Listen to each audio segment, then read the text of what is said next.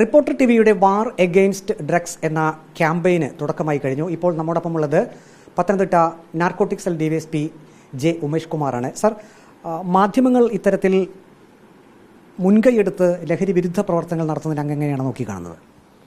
ലഹരി എന്ന് പറയുന്നത് സമൂഹത്തിൻ്റെ ഏറ്റവും വലിയ വിപത്താണ്. യുവതലമുറയെ നമുക്ക് രക്ഷിക്കേണ്ട ആവശ്യകതയുണ്ട്. അവരാണ് നമ്മുടെ ഭാവി വാഗ്ദാനം എന്ന് പറയുന്നത്. ഈ ഡ്രഗ്സിൻ്റെ ഉപയോഗം അല്ലെങ്കിൽ അതിൻ്റെ അതിപ്രസരം കൂടിക്കൊണ്ടുവരികയാണ്.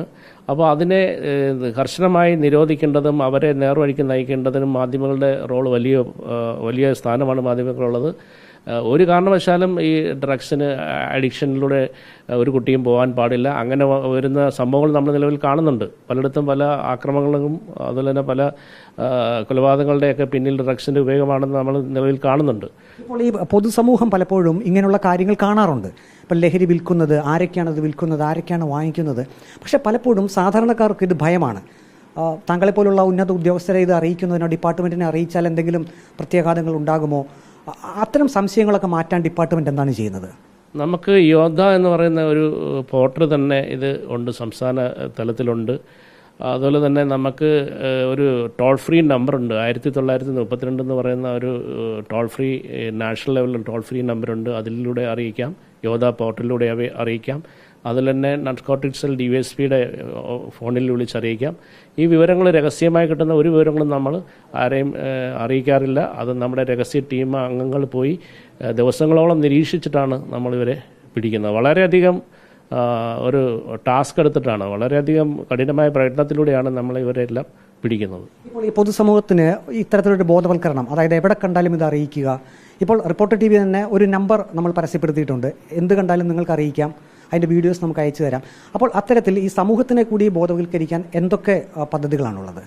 സമൂഹത്തിനെ ബോധവൽക്കരിക്കാൻ വേണ്ടി നമ്മൾ ഇപ്പോൾ എല്ലാ സ്ഥലങ്ങളിലെയും റെസിഡൻസ് അസോസിയേഷനുമായിട്ട് ബന്ധപ്പെട്ട് ഞാൻ തന്നെ നേരിട്ട് പോയി ക്ലാസ് എടുക്കുന്നുണ്ട്. എൻ്റെ ടീം അംഗങ്ങളായിട്ടുള്ള SI-മാരും അതിൽ തന്നെ ഈ വിവിധ സ്റ്റേഷനിലെ SHO-മാരുൾപ്പെടെ പോയി ക്ലാസ് എടുക്കുന്നുണ്ട്. ജില്ലയിൽ 262 സ്കൂളുകളിൽ ഈ നാർക്കോട്ടിക് സെല്ലിൻ്റെ ഉപയോഗം ഇല്ലായ്മ ചെയ്യുന്നതിന് വേണ്ടി നമ്മൾ സ്കൂൾ പ്രൊട്ടക്ഷൻ ഗ്രൂപ്പുകൾ ഉണ്ടാക്കിയിട്ടുണ്ട്. ഈ സ്കൂൾ പ്രൊട്ടക്ഷൻ ഗ്രൂപ്പ് ഉണ്ടാക്കിയ എല്ലാ സ്കൂളിലും തന്നെ അവയർനെസ് ക്ലാസ്സുകൾ കുട്ടികൾക്ക് എലിമെൻ്ററി സ്കൂൾ ലെവലിൽ തന്നെ നമ്മൾ കൊടുക്കുന്നുണ്ട്. പ്രത്യേകിച്ച് ഇത് 8ാം ക്ലാസ് മുതൽ 12ാം ക്ലാസ് വരെയുള്ള കുട്ടികൾക്ക് കമ്പൾസറി ആയിട്ട് തന്നെ ഇതിൻ്റെ ദൂഷ്യവശത്തെക്കുറിച്ചും ഇത് സമൂഹത്തിനുണ്ടാക്കുന്ന വിപത്തിനെ പറ്റിയും ഇതിൻ്റെ ഉപയോഗം മനുഷ്യനെ എങ്ങനെയാണ് നാശത്തിലേക്ക് നയിക്കുന്നതിനെക്കുറിച്ചുള്ള ബോധവൽക്കരണം നമ്മൾ കൊടുക്കുന്നുണ്ട്. അതുകൂടാതെ തന്നെ ഇതിൻ്റെ തെരുവ് നാടകങ്ങളും ലഘുലേഖനങ്ങളും കൂടാതെ ഇതിനകത്ത് നമ്മൾ കാർട്ടൂൺ പോലുള്ള ചിത്രരചനാ മത്സരങ്ങളൊക്കെ തന്നെ ജില്ലാ തലത്തിൽ SHO-മാരുടെ നേതൃത്വത്തിൽ എല്ലാ സ്റ്റേഷൻ ലെവലിലും നമ്മൾ നടത്തിയിട്ടുണ്ട്. ഇപ്പോൾ സാധാരണഗതിയിൽ എക്സൈസ് ഡിപ്പാർട്ട്മെൻറ്റ് പിടികൂടുന്നത് ചില അളവുകൾ ഒക്കെ ഉണ്ടല്ലോ. ഇപ്പോൾ കഞ്ചാവായാലും ബ്രൗൺ ഷുഗർ ആയാലും ഇത് യഥാർത്ഥത്തിൽ ഇതിൻ്റെ ഉറവിടം എവിടെയാണ്?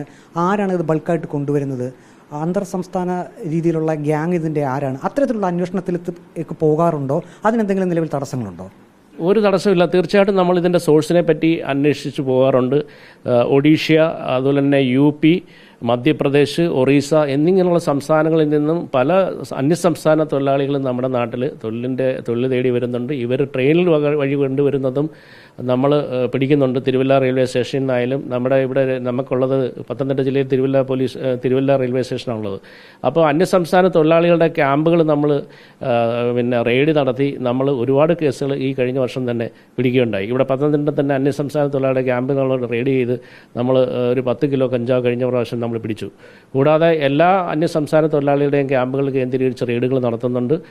കൂടാതെ ഇങ്ങനെയുള്ള ആൾക്കാർ പല കാരിയേഴ്സിനെയും വെച്ചിട്ട് ഇത് സ്കൂൾ കുട്ടികളെ ഇൻഫ്ലുവൻസ് ചെയ്ത് ഇത് വിൽപ്പനയ്ക്ക് വേണ്ടി നടക്കുന്നവരെ നമ്മൾ രഹസ്യമായിട്ട് നിരീക്ഷിച്ച് അവരെയും പിടിച്ച് നിയമത്തിൻ്റെ മുന്നിൽ കൊണ്ടുവന്ന് അവരെ കോടതിയിൽ പ്രൊഡ്യൂസ് ചെയ്യുന്നുണ്ട്.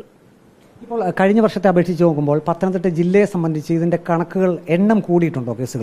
കേസിൻ്റെ എണ്ണം കൂടിയിട്ടുണ്ട്. ഞാൻ പറഞ്ഞല്ലോ 2023 അപേക്ഷിച്ച് 2024 കണക്ക് വളരെ കൂടുതലാണ്. അപ്പോൾ ഇതിൻ്റെ ഈ കണക്ക് കൂടുതലിൻ്റെ കാണിക്കുന്നത് തന്നെ ഇതിൻ്റെ ഉപയോഗം കൂടി വരുന്നതെന്നുള്ളതാണ്.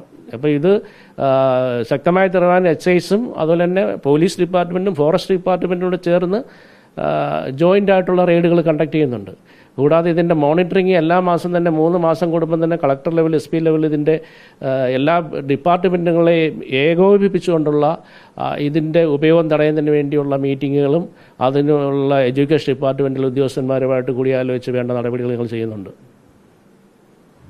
ഈ ലഹരി ഉപയോഗത്തിനെതിരെ അതിൻ്റെ വ്യാപനം അത് കർശനമായി തടയുക എന്ന ലക്ഷ്യത്തോടു കൂടി തന്നെയാണ് റിപ്പോർട്ടർ TVയുടെ ഒരു ക്യാമ്പയിൻ ആരംഭിച്ചിരിക്കുന്നത്. ഇപ്പോൾ Pathanamthitta narcotic cell DYSP J. Umesh കുമാറാണ് കാര്യങ്ങൾ വ്യക്തമാക്കിയത്. എക്സൈസ് ഡിപ്പാർട്ട്മെൻറ്റും കർശനമായി തന്നെ പരിശോധനകൾ തുടരുകയാണ്. ഇത്തരത്തിൽ ലഹരി കടത്തുന്ന ഉറവിടം തന്നെ കണ്ടെത്തി അത് നശിപ്പിക്കാനുള്ള പ്രവർത്തനങ്ങളുമായി തന്നെയാണ് ഡിപ്പാർട്ട്മെൻറ്റ് മുന്നോട്ട് പോകുന്നതെന്നാണ് അദ്ദേഹം വ്യക്തമാക്കിയത്. വീഡിയോ ജേർണലിസ്റ്റ് അജി കുടുംബനൊപ്പം reporter Praveen Purushothaman, in reporter, Pathanamthitta.